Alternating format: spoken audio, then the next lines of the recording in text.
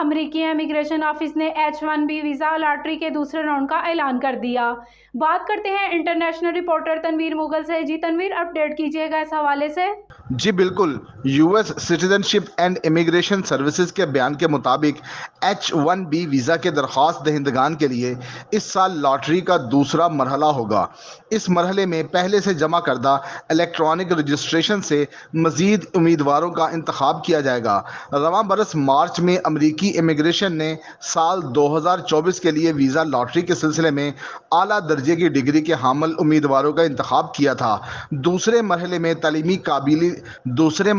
تعلیمی قابلیت کی اہلیت میں نرمی کا امکان ہے۔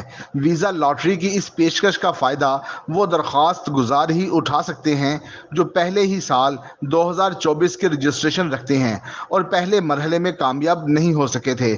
H-1B ویزا امریکی کمپنیوں کو غیر ملکی کارکنوں کو خصوصی پیشوں میں ملازمت کی اجازت دیتا ہے جو تکنیکی مہارت کے حامل ہوں۔